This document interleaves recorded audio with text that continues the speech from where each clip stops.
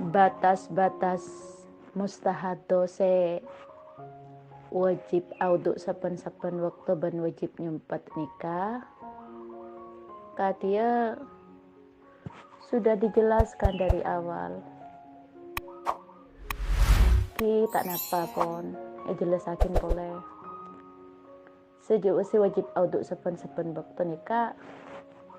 Manabi da email hadas langkeng hadas tersebut maksudnya ketika ekelai farji gelap akun berdederan atau bisa bersih dari gelap cuman kita lestari asolat pas dari gelap keluar dan ini saya wajib aki audu saben-saben waktu ban wajib aki nyumpet tapi saya wajib nyumpet mun beni siangnya bulan Ramadan ban tak masake kafulna dan nikah